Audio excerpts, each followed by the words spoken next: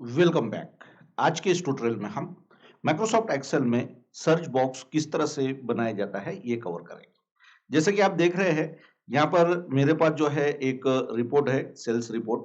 इसके 3 कॉलम है, salesman, reason और सेल्स। अभी सपोज इसमें से कुछ जो है यहाँ पर एक सर्च बॉक्स मैं ऑलरेडी बना चुका हूं। यहाँ पर मैं जो भी वैल्यू टाइप करूंगा, जैसे कि अभी सपोज अभी ये सेल्समैन का नाम है, अभी यहाँ पर जो है रीजन टाइप करते हैं ईस्ट।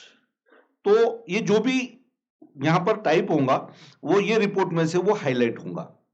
चाहे फिर मतलब ये तीनों कॉलम में से कोई भी वैल्यू अगर आप यहाँ पर टाइप करते हैं, जैसे कि अभी नाम तो ऑलरेडी बता चुका हूं, रीजन भी बता चुका हूं, अभी नंबर की बात करते हैं 1119। ये नंबर जहां भी होगा वो हाईलाइट होगा, अगर नहीं होगा तो फिर वो हाईलाइट मतलब कोई भी चीज यहाँ पर हाईलाइट नहीं होंगी अगर वो वैल्यू यहाँ पर नहीं है। अगर तो देखते हैं ये हमने किस तरह से बनाया।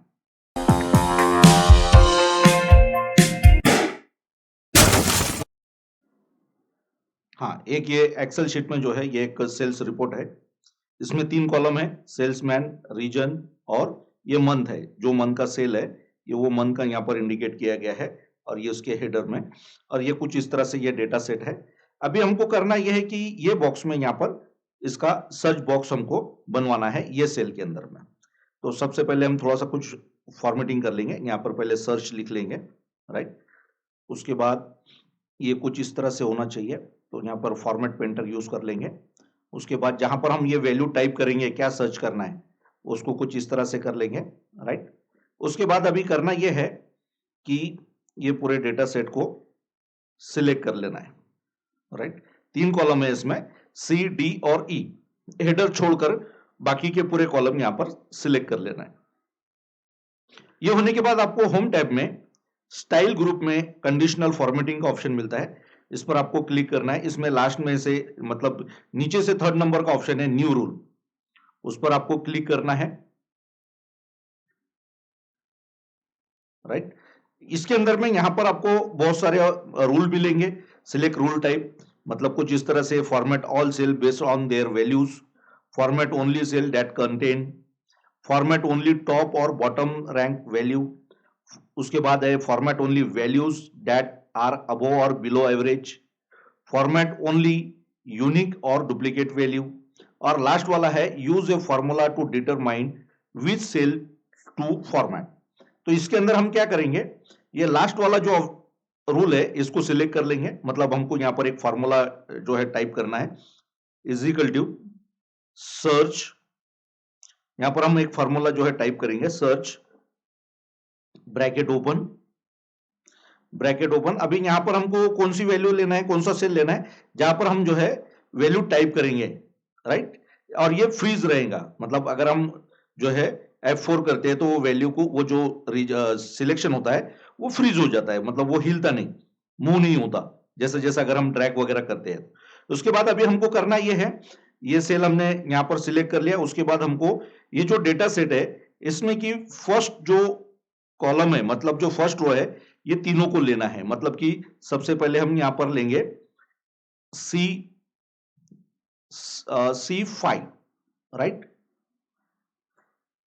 C5। और यहां पर हमको एक काम और करना है कि यहां पर कॉलम को जो है हमको लॉक करके रखना है, मतलब कि इसको फ्रीज करके रखना है, डॉलर से जो हम करते हैं। मतलब कि अगर ये हम फॉर्मूले को ड्रैग करते हैं तो कॉलम उसका चेंज होना चाहिए, रो चेंज होंगी, राइट। तो ये हो गया C5, राइट। अभी इसके बाद जो है यहां पर एंड टाइप करना है आपको, एंड। उसके बाद उसी तरह D5, यहां पर भी हमको जो है डी को फ्रीज करना है, मतलब कि डॉलर। दोबारा से जो है यहां पर हम जो है एंड का फॉर्मूला जो है यहां पर टाइप कर लेंगे, एंड। उसके बाद E5, यहां पर E को भी हम फ्रीज कर लेंगे।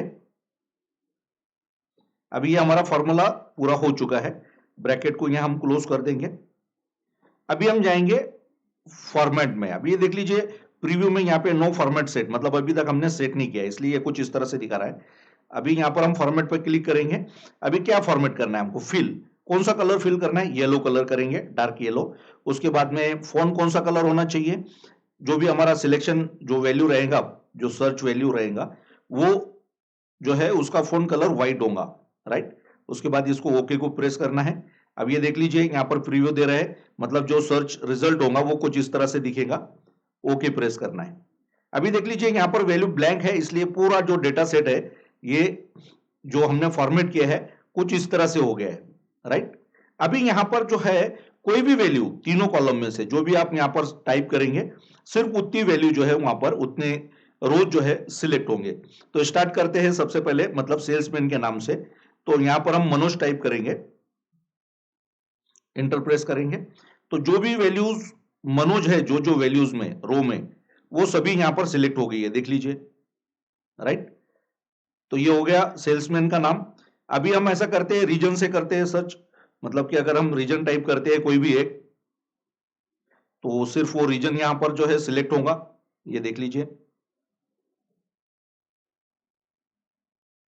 और उसके बाद अगर सपोज कोई वैल्यू, सेल्स वैल्यू अगर आपको याद है, रीजन और सेल्समैन का नाम याद नहीं है, तो हम उससे वैल्यू से भी जो है, सेल्स वैल्यू से भी सर्च कर सकते हैं। सपोज अगर यहां पर हम 8405 ये अगर हम टाइप करते हैं, तो जो वैल्यू रहेंगी सिर्फ वो रो जो है यहां पर हाईलाइट होगा।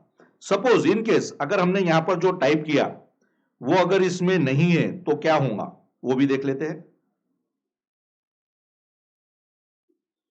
यहां पर क्या होगा इसी कंडीशन में, कि कोई भी वैल्यू जो है सिलेक्ट नहीं होंगी, हाईलाइट नहीं होंगी।